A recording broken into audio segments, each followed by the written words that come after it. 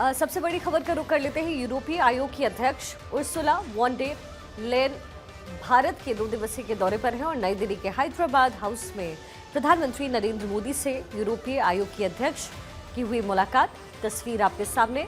दोनों नेताओं के बीच बातचीत में भारत और यूरोपीय संघ के बीच रणनीतिक साझेदारी को बढ़ाने को लेकर के चर्चा हुई है। प्रधानमंत्री मोदी के साथ अपनी मुलाकात से पहले उर्सुला वॉन डेर लेयन ने ये कहा है कि भारत और यूरोपीय संघ के बीच मुफ्त व्यापार समझौता दुनिया में अपनी तरह का सबसे बड़ा समझौता होगा। उन्होंने कहा कि दोनों ही पक्ष इस साल तक इसे मजबूत करने पर विचार कर रहे हैं और उन्मुक्त होकर के दोनों ही देश आगे बढ़ रहे हैं। इससे पहले हैदराबाद हाउस में भारत यूरोपीय संघ व्यापार एवं प्रौद्योगिकी परिषद की बैठक शुरू होने से पहले विदेश मंत्री डॉक्टर एस जयशंकर ने यूरोपीय संघ के नेताओं का स्वागत किया। इस मौके पर केंद्रीय मंत्री पीयूष गोयल, अश्विनी वैष्णव भी मौजूद रहे। इस बैठक में हिस्सा लेने पहुंची यूरोपियन यूनियन की president Ursula von der Leyen ने भी कहा कि ये वास्तव में सौभाग्य और गर्व की बात है कि मैंने महात्मा गांधी के सम्मान में पुष्प अंजलि अर्पित कर यात्रा शुरू की है। किसी भी आर्थिक और कूटनीतिक संबंधों से ऊपर और परे मेरा मानना है कि एक ऐसी संस्कृति है जो भारत और यूरोप के लोगों को एक साथ बांधती है। हमारे पास खेल, कला और साहित्य के लिए एक साझा प्रेम है। और दिल्ली में अमित शाह की अध्यक्षता में गृह मंत्रालय में बैठक हुई। दिल्ली में कानून व्यवस्था को लेकर एक बैठक हुई जिसमें दिल्ली सीएम रेखा गुप्ता समेत दिल्ली सरकार के मंत्री आशीष सूद भी मौजूद रहे। इस तरह बैठक खासी अहम मानी जा रही है और वजह यह है कि पिछले कई सालों में पहली बार यह हो रहा है जब दिल्ली सरकार और पुलिस के बीच एक तरीके से बेहतर तालमेल बिठाने की कोशिश की जा रही है। सामूहिक रूप से इकट्ठा होकर चर्चा हुई दिल्ली की कानून व्यवस्था को लेकर। केंद्रीय गृह मंत्री अमित शाह मिशन बिहार और पश्चिम बंगाल पर जुटेंगे। शाह अगले महीने बिहार और पश्चिम बंगाल का दौरा करेंगे। शाह का बिहार और पश्चिम बंगाल का यह दौरा 29 और 30 मार्च को हो सकता है। इस बैठक के दौरान संगठन के पदाधिकारी मौजूद रहेंगे जो अमित शाह के साथ बैठक करेंगे। साथ ही दोनों प्रदेशों की सियासी हलचल पर भी मंथन करेंगे। बैठक में चुनावी रणनीति को लेकर चर्चा होगी। दिल्ली चुनाव में प्रचंड जीत के बाद बीजेपी जोश से भरी हुई है। अब आने वाले समय में बिहार और पश्चिम बंगाल जैसे राज्यों में चुनाव होने हैं। ऐसे में बीजेपी अब इन दोनों राज्यों के चुनावों पर भी अपनी अभी से प्लानिंग में जुट गई है।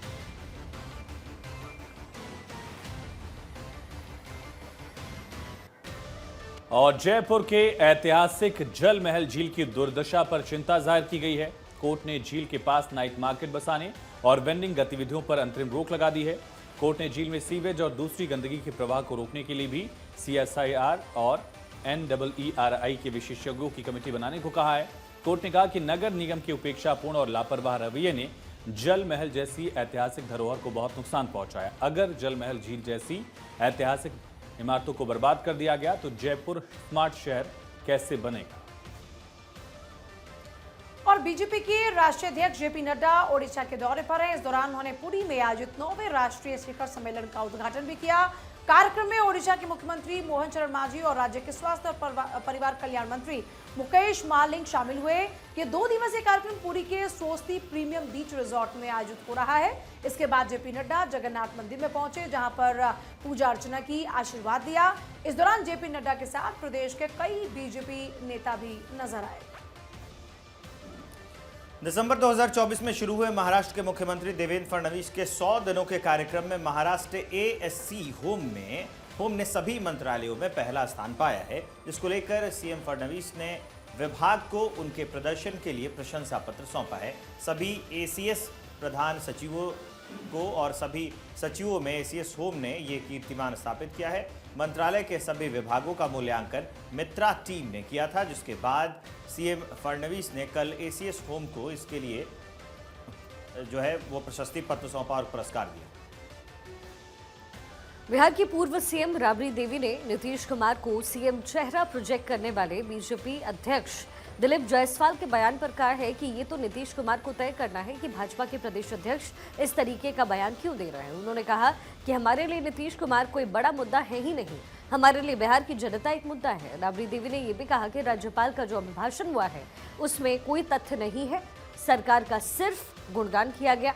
बिहार में जितने भी राज्यपाल आए हैं एक ही तरीके के सभी लोग भाषण देते हैं। राज्यपाल ने जो संबोधन किया है सभी चीज पुरानी है।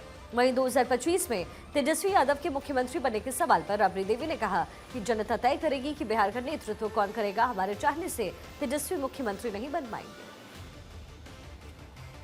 राष्ट्रीय विज्ञान दिवस पर भोपाल में कार्यक्रम का आयोजन किया गया, जिसमें मुख्यमंत्री डॉक्टर मोहन यादव खुद पहुंचे, शिरकत की उन्होंने और centre of excellence in state education का शुभारंभ किया।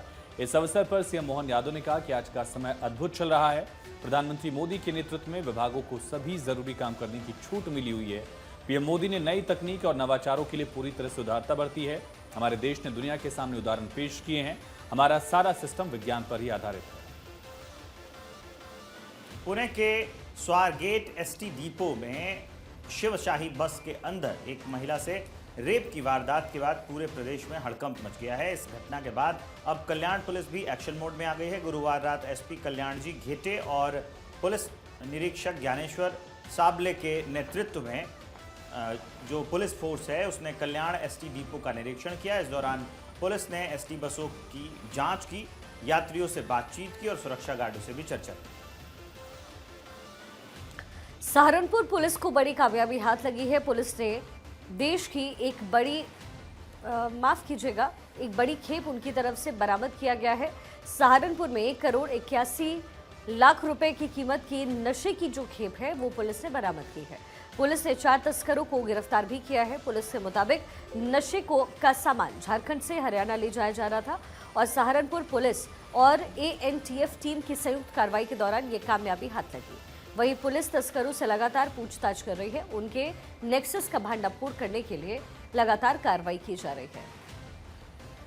थाना ननौता एवं एएनटीएफ की जो टीम्स हैं उन्हें मुखबिर के जरिए सूचना प्राप्त होती है कि सहारनपुर से हरियाणा की ओर कुछ नशा तस्कर जो है भारी मात्रा में अवैध डोडा पोस्ट ले जा रहे हैं। इस सूचना पर जब काम किया गया तो थाना ननौता पुलिस एवं एएनटीएफ द्वारा संयुक्त रूप से ऑपरेशन करते हुए 4 नशा तस्करों को गिरफ्तार किया है, जिनके कब्जे से 9 कुंटल 5 किलो 400 ग्राम अवैध डोडा पोस्ट बरामद हुआ है। साथ ही घटना में प्रयुक्त एक पंजाब नंबर का ट्रक भी बरामद हुआ है।